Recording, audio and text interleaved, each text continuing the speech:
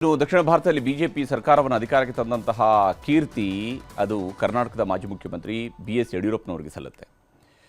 ಯಡಿಯೂರಪ್ಪ ಅವರ ರಾಜಕೀಯ ಜೀವನಕ್ಕೆ ಈಗ 50 ವರ್ಷ ತುಂಬಿದೆ.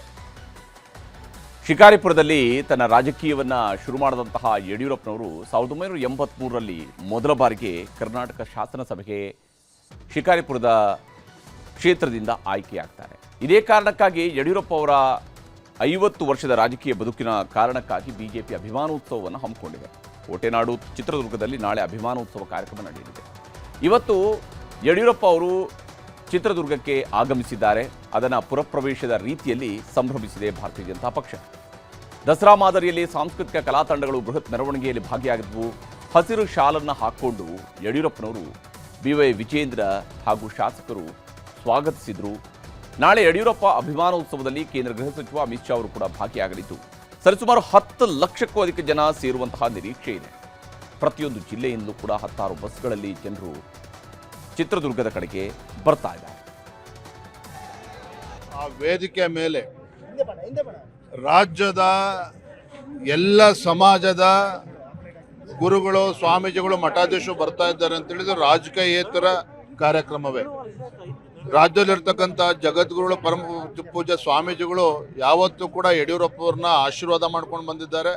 ಅವ್ರಿಗೆ ಬಲವನ್ನು ತುಂಬಿಕೊಂಡು ಬಂದಿದ್ದಾರೆ. ಸಂಕಷ್ಟದ ಕಾಲದಲ್ಲಿ ಅವ್ರ ಜೊತೆ ನಿಂತಿದ್ದಾರೆ. ಮತ್ತು ಲಕ್ಷಾಂತರ ಕಾರ್ಯಕರ್ತರು.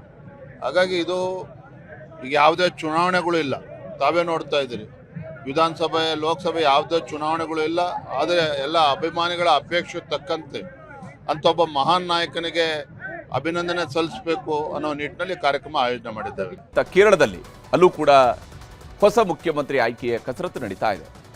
ಕಾಂಗ್ರೆಸ್ ನಿನ್ನೆಷ್ಟೇ ವೀಕ್ಷಕರನ್ನು ಕಳಿಸಿ ಶಾಸಕರ ಅಭಿಪ್ರಾಯಗಳನ್ನು ಸಂಗ್ರಹಿಸಿ ಆಗಿದೆ. ಆದರೆ CM ಪಟ್ಟಕ್ಕಾಗಿ ಪೈಪೋಟಿ ದೊಡ್ಡ ಮಟ್ಟದಲ್ಲಿ ನಡೀತಾ ಇದೆ.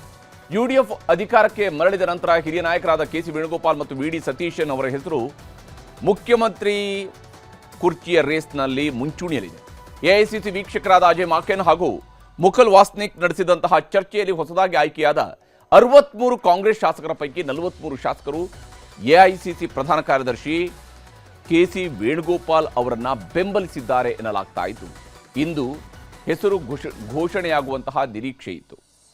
ಕೇರಳದಲ್ಲಿ ಸರ್ಕಾರ ರಚಿಸಲು ರೆಡಿಯಾಗಿರುವಂತಹ ಕಾಂಗ್ರೆಸ್ಗೆ ಹಿರಿಯ ನಾಯಕರೊಬ್ಬರು ಮುಜುಗರವನ್ನು ತಂದಿದ್ದಾರೆ. ಆ ನಾಯಕ ಬೇರೆ ಯಾರೂ ಅಲ್ಲ, ಚೆರಿಯನ್ ಫಿಲಿಪ್. ನಿನ್ನೆ ತಿರುವನಂತಪುರಂ ಕಾಂಗ್ರೆಸ್ ಶಾಸಕಾಂಗ ಪಕ್ಷದ ಸಭೆಗೆ ಬಂದಿದ್ದ ಶಾಸಕಿ ಬಿಂದು ಕೃಷ್ಣ ಅವರನ್ನು ತಬ್ಬಿಕೊಳ್ಳೋಕೆ ಹೋದರು. ಆದರೆ ಬಿಂದು ಕೃಷ್ಣ ಚೆರಿಯನ್ ಫಿಲಿಪ್ ಅವರನ್ನು ತಳ್ಳಿ ಮುಂದಕ್ಕೆ ಹೋಗಿದ್ದು. ಆಮೇಲೆ ಬಿಂದು ಕೃಷ್ಣ ಕೂಡ ಮುಜುಗರದಿಂದ ಪಕ್ಷದ ನಾಯಕರಿಗೆ ಮೌಖಿಕವಾಗಿ ದೂರು ಕೊಟ್ಟಿದ್ದಾರೆ. ಈಗ ಈ ವಿಡಿಯೋ ವೈರಲ್ ಆಗಿದ್ದು ಕಾಂಗ್ರೆಸ್ ವಿರೋಧಿಗಳಿಗೆ ದೊಡ್ಡ ಆಹಾರವಾಗಿದೆ. ಸಾಮಾಜಿಕ ಮಾಧ್ಯಮದಲ್ಲಿ ವ್ಯಾಪಕ ಟೀಕೆಗೆ ಕಾರಣವಾಗಿದೆ. ಕಾಂಗ್ರೆಸ್ನ ಇಂಥ ಶಾಸಕರನ್ನ ಯಾವಾಗ ಹೊರಹಾಕುತ್ತೆ ಎಂದು ಪ್ರಶ್ನೆ ಮಾಡ್ತಾ ಇದ್ದಾರೆ. ಕಡೆಗೂ ಕರ್ನಾಟಕದಲ್ಲಿ ನಮ್ಮ ಬೆಂಗಳೂರಿನಲ್ಲಿ GBAಗೆ ಎಲೆಕ್ಷನ್ ಬರುವಂತಹ ಲಕ್ಷಣ ಗೋಚರಿಸ್ತಾ ಇದೆ. BBMP ಸ್ವರೂಪದಲ್ಲಿದ್ದಾಗಂತೂ ಚುನಾವಣೆ ನಡೀಲಿಲ್ಲ. BBMP ಹೋಗಿ GBA ಕೂಡ ಆಗೋಯಿತು. GBA ಬಂದ ಮೇಲೂ ಕೂಡ ಚುನಾವಣೆ ನಡೆಸೋದ್ರ ಕಡೆಗೆ ಮಾಡಬೇಕೋ ಬೇಡವೋ ಅನ್ನುವಂಥ ರೀತಿಯಲ್ಲಿನೇ ರಾಜ್ಯ ಸರ್ಕಾರ ಯೋಚನೆ ಮಾಡ್ತಾ ಇದೆ.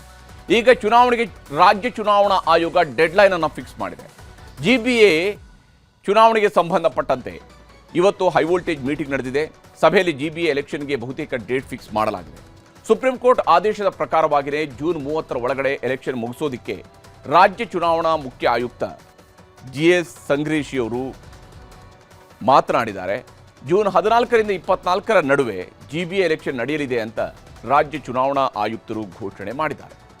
ಜೂನ್ 14ರಿಂದ 24ರೊಳಗೆ ಯಾವುದಾದ್ರೂ ಒಂದು ದಿನ ಚುನಾವಣೆ ನಡೆಯಲಿದೆ.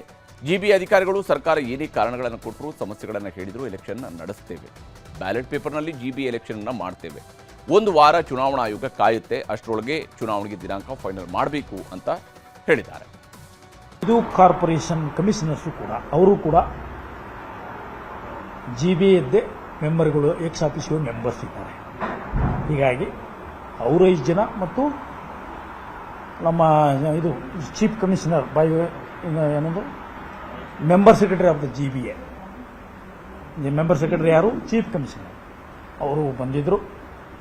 ಬಂದು ನಾನು ಈಗಾಗಲೇ ಅವರಿಗೆ ತಿಳಿಸಿದಂತೆ ಪತ್ರದ ಮುಖಾಂತರ ದಿನಾಂಕವನ್ನು ನಿಗದಿಪಡಿಸುವುದು ಮಾತ್ರ ಬಾಕಿ ಇದೆ. ಉಳಿದೆಲ್ಲ ಕ್ರಮಗಳನ್ನು ನಾವು ಕೈಗೊಂಡಿದ್ದೇವೆ ಚುನಾವಣೆ ನಡೆಸಲು. ಇನ್ನು ಜೂನ್ 30ರೊಳಗೆ GBA 5 ಕಾರ್ಪೊರೇಷನ್ಗಳಿಗೆ ಚುನಾವಣೆಯನ್ನು ಕಂಪ್ಲೀಟ್ ಮಾಡಬೇಕಾಗಿರುವುದರಿಂದ